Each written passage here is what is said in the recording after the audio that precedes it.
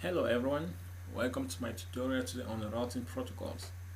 On today's tutorial, I shall be showing you how to configure static route and dynamic routing. On dynamic routing, I shall be showing you basically how to configure RIP, ospf and eigrp. Then later I shall show you how to redistribute different routing protocols so that they can exchange information. First, let's start with static route. Static routing is basically mapping the route from a source to a destination by the administrator. While dynamic routing, you just configure a routing protocol which would dynamically route every packet. So let's go to our packet tracer and start with static routing. Okay guys, on this topology we shall do the static routing. Don't bother, I haven't done any configuration yet. I just build this topology so that we can do the configuration together. So the very first thing before you do your static routing is that all the devices must be assigned an IP address. So for this topology, the very first thing for us to do, we start assigning our IP addresses. So let's go to our route. On this router, go to your configuration and you go to interface 00.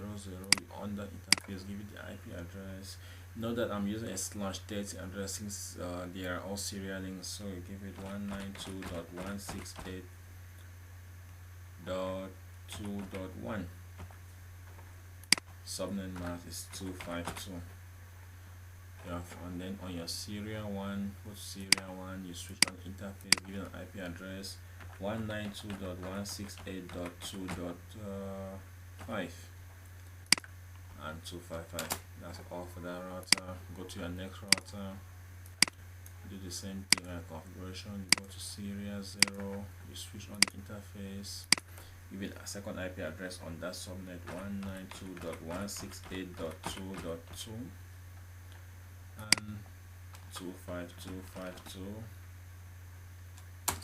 On it, go to your serial one, switch on the interface, give it the IP address 192.168.2.21 and it's a 252. Good to go. The serial interface, go there, serial 0, switch on the interface, give it an IP address 192.168.2.22. class C is a 252. Good to go. And serial 1, switch on that interface 192.168.2.17. Note that you could do this using the line configuration, but since we have so many things to cover, I just prefer using this one since it's easier. So you go to the other router and serial 0, give it an IP address which is 192.168.2.18 and 255. Okay, it's a 252, sorry. 192.168.2.18, sorry, and it's a 252. Right, now we move to our serial one, switch on the interface 192.168.2.13 252. We're good to go. Move on this router and our serial 0 is on the interface 192.168.2.14 and it's a 252, and you go to serial 1, switch on the interface 192.168.2.9 and it says 252. Move to our last router, go to your serial 0, switch on the interface 192.168.2.6, it's a 252, and you move to your last interface on 192.168.2.9 10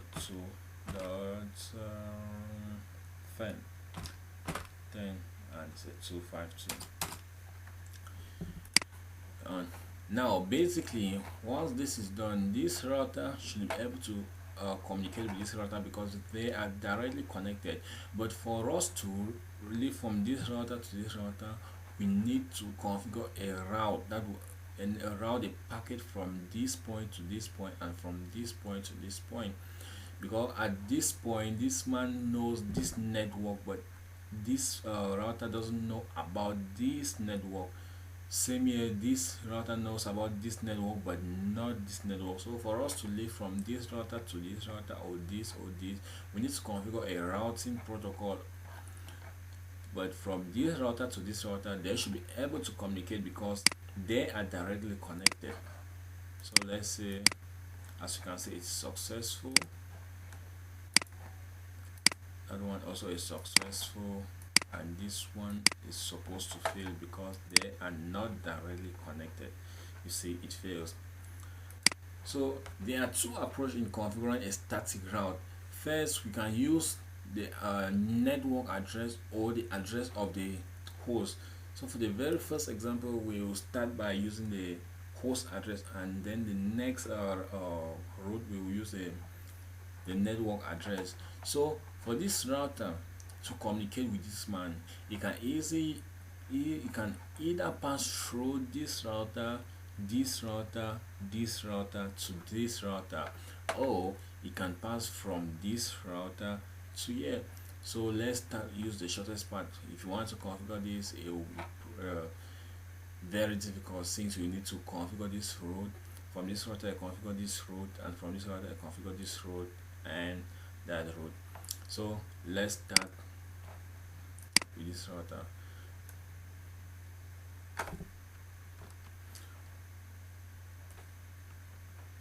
Okay, so we go to our line configuration. Now you exit.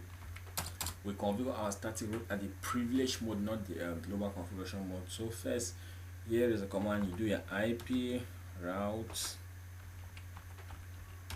I said for the first, we are using the host address.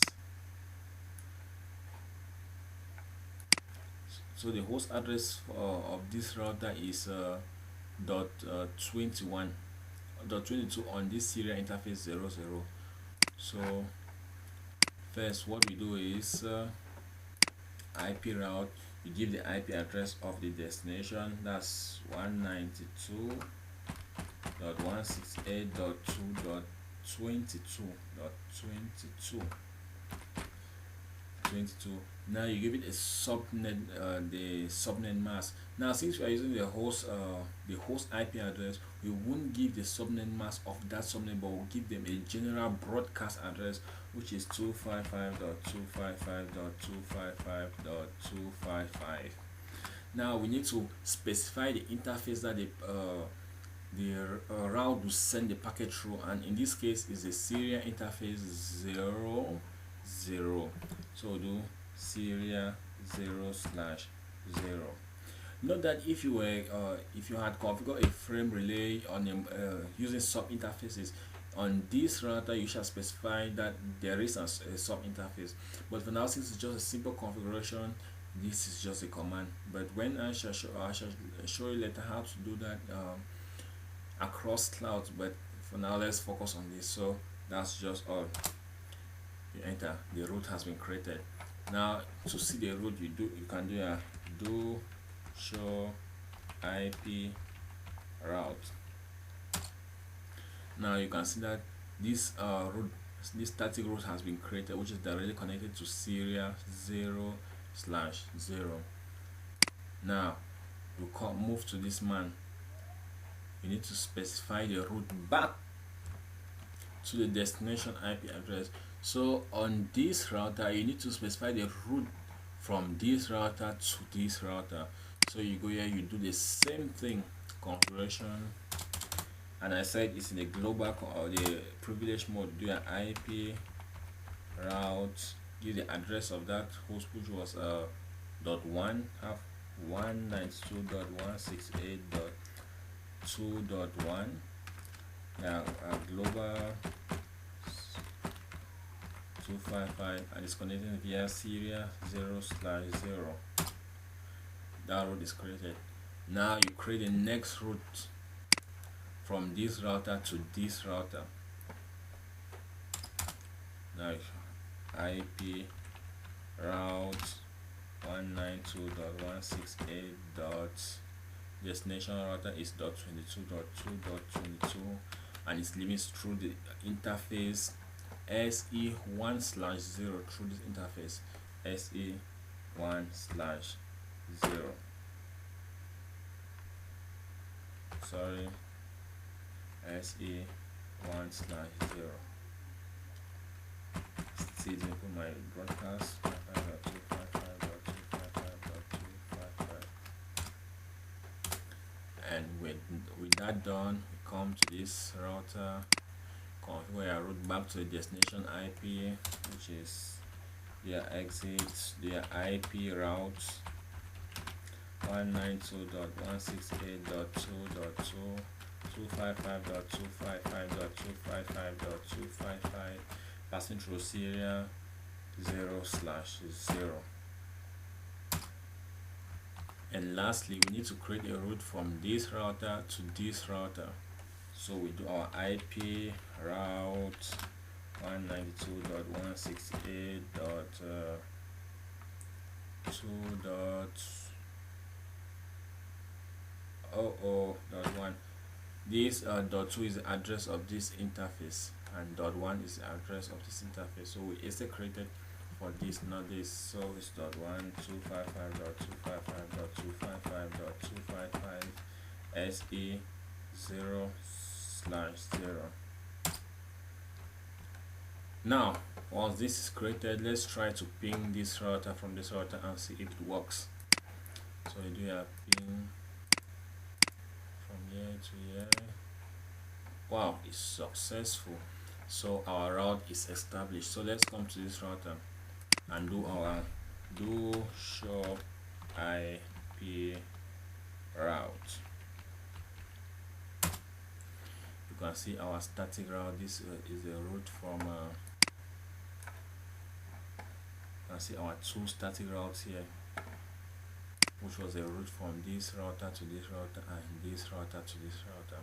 So now on the next let's try creating a route from this router to this router. Or since we did for this, and let's use this router and this router, or whatever I choose is still the same. But on this now, I need to show you how to use the network address, not the host address. So you come on this router. For assurance, let's ping so that you see that it is not working. You see, ping is not going through because there is no route from this router to this router. So you move here,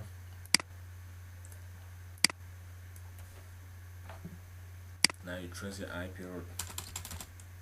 IP route 192.168.2.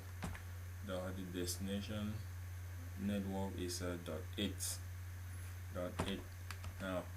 Now since we are using the address of the network, we use the subnet mask of that subnet, which in this case, since a class C, it will be 255.255.255.252, and in this one is passing through the serial 1/0. With that done, we go to this other router. On this other router, we need to trace a route to this